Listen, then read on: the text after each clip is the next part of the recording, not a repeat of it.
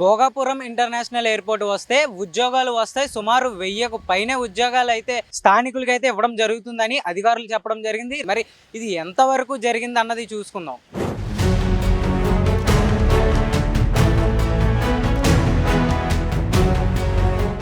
ఏది ఏమైనప్పటికీ మరి ఉద్యోగాల విషయానికి వస్తే ఈ 1000 ఉద్యోగాలు ఏదైతే 1000కు పైనే ఉద్యోగాలు ఎయిర్పోర్ట్లో వస్తాయి అన్నది ఇక్కడ స్థానికులకి ఇస్తామంటున్నారు. కానీ అక్కడ విశాఖపట్నం ఎయిర్పోర్ట్లో పనిచేసిన ఎవరైతే పనిచేశారో ప్రత్యక్షంగా అవని పరోక్షంగా అవని పనిచేసిన వాళ్ళు థర్డ్ పార్టీ ఎంప్లాయీస్ అవని వీళ్ళందరికీ మరి ప్రస్తుతం ఇక్కడ భోగాపురం ఎయిర్పోర్ట్లో కూడా వాళ్ళకి ప్లేస్మెంట్స్ ఉన్నాయా అనేది ఒక ప్రశ్నార్థకంగా మారింది. అదేవిధంగా ఇక్కడ ప్రత్యేకంగా పరోక్షంగా భోగాపురం చుట్టుపక్కల ఏదైతే ఎంప్లాయ్మెంట్ ఉంటుందన్నారో అది ఏ విధంగా ఉంటుంది అంటే చుట్టుపక్కల ఏవైతే కంపెనీస్ డెవలప్ అయితే ఇక్కడ భోగాపురం ఎయిర్పోర్ట్లో ప్రత్యక్షంగా వచ్చినవి, అదేవిధంగా చుట్టుపక్కల ప్రత్యేకంగా అంటే దీనికి సంబంధించి ఏదైనా కంపెనీస్ రావడం కానీ అదేవిధంగా షాపింగ్ మాల్స్ ఇలా ఇతర సోర్సెస్ నుంచి వస్తే కానీ వీళ్ళకి ఉద్యోగాలు రావు.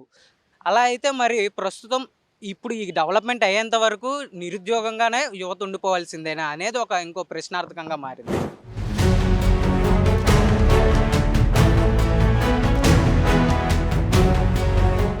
ఈ డైరెక్ట్ ఇండైరెక్ట్ జాబ్స్ ఏవైతే ఉన్నాయో మరి ఎప్పటికీ మరి నిరుద్యోగులకు ఉద్యోగాలు వస్తాయి, ఈ చుట్టుపక్కల గ్రామస్తులు అవని స్థానికులు ఎవరైతే ఉన్నారో వాళ్ళకి ఎప్పుడు ఉద్యోగాలు వస్తాయి అన్నది ప్రభుత్వం ఖచ్చితంగా స్పందించి ఈ ఎయిర్పోర్ట్ వల్ల ఎవరికైనా కానీ వాళ్ళ జాబ్ రావాలని స్థానికులు కోరుకుంటున్నారు. అదేవిధంగా ఈ జాబ్కి సంబంధించి ఎంత వీలైతే అంత తొందరగా ఎక్కువ ఇంపార్టెన్స్ స్థానికులకు ఇవ్వాలని ఇక్కడ స్థానిక ప్రజలు కోరుకుంటున్నారు. వీడియో జర్నలిస్ట్ సతీష్తో Tarun, BBC on TV, Visakhapatnam.